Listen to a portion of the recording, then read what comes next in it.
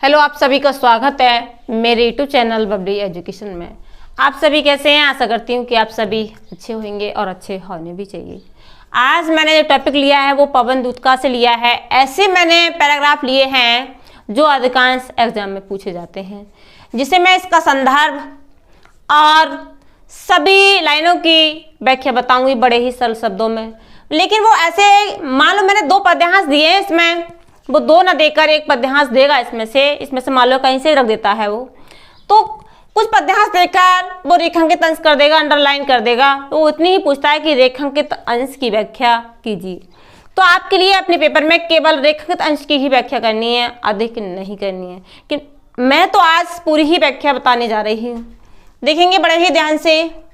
लज्जाशील पथिक महिला जो कहीं दृष्टि आए, होने दे ना विकृत वासना तो ना तू सुंदरी को। जो थोड़ी भी सिरमत बह हो, गोद ले भ्रांति भांति खोना, होठों को ओ कमल मुख की माल न है मिटाना। देखिए, इस पद्यांश में उस समय का वर्णन है जब श्री कृष्ण राधिका जी को छोड़कर चले जाते हैं और राधिका अपना दूत पवन के लिए बनाती है और सब संदेशा देती है कि मेरे संदेशा तो श्री कृष्ण को जाकर ऐसे ऐसे बताना। और बताया राधिका जी ने कि अगर तू यहाँ से मेरे महल के लिए छोड़कर थोड़ी आगे बढ़ेगी तो तुझे क्या क्या मिलेगा और तुझे उनके साथ में किस तरह से बर्ताव करना है, तो वही बताया इसमें। इस पद्यांश में राधिका जी पवन से कह रही हैं कि हे पवन, यदि तुझे लज्जाशील पथिक महिला जो कहीं दृष्टि आए, कि यदि तुझे कोई रास्ते में लज्जाशील महिला तेरी दृष्टि पड़ जाए, तुझे नजर आए, तो तुझे विकृत वासना नहीं करनी, होने देना विकृत वासना तो ना तू सुंदरी के लिए, उस महिला के लिए तू विकृत वासना मत होने देना। मतलब कहने का भाव कि जो महिला तुझे रास्ते में मिल जाए, तुझे तेज नहीं चलना है, क्योंकि यार तू तेज चलेगी तो उसके कपड़े इधर उधर उड़ेंगे। तो तुझे लज्जाशील महिला के लिए उसकी विकृत वासना को, उसके कपड़ों को इधर उधर नहीं उड़ने देना है। आगे है, जो थोड़ी भी सिरमत बह हो, गोद ले भांति खोना, होठों को ओ कमल मुख की मालिनाएं मिटाना। और कहा, यदि तुझे लगे कि महिला थक चुकी है तो तुझे क्या करना है, उन्हें अपनी गोद में उठा लेना है। और क्या करना है, होठों को ओ कमल मुख की मालिनाएं मिटाना, और उनके कोमल होठों के लिए और मुख के लिए तू अपनी शीतलता प्रदान करना। जिससे कि महिलाओं के लिए या जो काम कर रही है, जो रास्ते में मिले तुझे, तो उनके लिए तेरी वजह से कोई दुख नहीं होना चाहिए। अगर बात करें हम इसका संदर्भ की, तो संदर्भ है इसका प्रस्तुत पद्यांश हमारी पाठ्य पुस्तक हिंदी पद्य के पवन दूतका नामक शीर्षक से लिया गया है। इसके रचयिता अयोध्या सिंह उपाध्याय हरिओद हैं। अब देखिए अगले पद्यांश की बात करती हूँ। कोई क्लांता कृषक ललना खेत में जो दिखावे, धीरे धीरे पास उसकी क्लांतियों को मिटाना। जाता कोई जल्द यदि हो व्योम में तो उसे ला, छाया द्वारा सुखित करना तप्त भूतांगना को।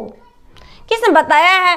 राधिका जी ने पवन दूतका से कहा है कि हे पवन, यदि तुझे कोई भी कृषक मीन्स होता है किसान, और लालना मीन्स होती है पुत्री या बेटी, कि तुझे कोई किसान की बेटी खेत में काम करती हुई नजर आ जाए, तो तुझे क्या करना है उसके साथ में। देखिए, धीरे धीरे पास उसकी क्लांतियों को मिटाना, कि धीरे धीरे जाकर तो उसके पास जाना, उसके शरीर को स्पर्श करना और उसके शरीर को शीतलता प्रदान करना, उसके दुखों को मिटाना। जाता कोई जल्द यदि हो व्योम में तो उसे ला, छाया द्वारा सुखित करना तब तो भूतांगना को। और यदि बताया है इस पद्यांश में कि जब कोई भी अपने खेतों में महिलाएं काम कर रही हैं, कृषि की बेटियां काम कर रही हैं, तो उनके साथ तुझे क्या करना है। यदि वो धूप में काम कर रही है, उन्हें लग रहा है कि धूप पड़ रही है, धूप से परेशान है, तो तुझे क्या करना है कि यदि कोई मेघखंड जा रहा हो, कहीं बादल से लगे, तो तुझे लाकर उनके ऊपर छाया कर देनी है। क्योंकि जब छाया हो जाएगी, वो धूप में है, तो छाया मिलेगी तो उनके लिए शीतलता मिलेगी, उनका मन प्रसन्न होगा, खुश रहेंगे। छाया द्वारा सुखित करना तप्त भूतांगना, की तू छाया द्वारा उनके मन के लिए शीतलता देना, उनके शरीर के लिए शीतलता देना। आगे हम बात करें कि इसका बताइए काव्यगत सौंदर्य क्या है। तो इसका काव्यगत सौंदर्य सबसे पहले हम बता देते हैं कि इस पद्यांश में किसके बारे में बताया गया है। कुछ लाइनें हम उसी में से ही लिख देंगे। और दूसरे देखेंगे भाषा, तो भाषा इसकी खड़ी बोली है। और अलंकार, अलंकार इसका मानवीकरण अलंकार है। और रस भी श्रृंगार रस है। कि मानवीकरण अलंकार इसमें कैसे है? देखिए, एक पवन दूत का किससे कहनी है सारी बात करने के लिए, मतलब राधिका जी किससे कहनी है सब बात करने के लिए? पवन दूत का से। पवन, पवन मीन्स वायु। अब वायु के लिए, हवा के लिए एक मानव जैसे कार्य करने के लिए कहा गया है, इसीलिए यहाँ पर मानवीकरण अलंकार होगा। ये ट्रिक हमारी पहचानने की, जब कोई जड़ चेतन वस्तु के लिए मानव जैसे कार्य करने के लिए बता दिया जाए, या उसमें ऐसे लग रहा है, भाव लग रहा है हमें कि मानव जैसे कार्य कर रहा है, तो वहां हमारा मानवीकरण अलंकार होता है। मैं समझ सकती हूँ कि आपको इस पद्यांश की व्याख्या समझ आई होगी।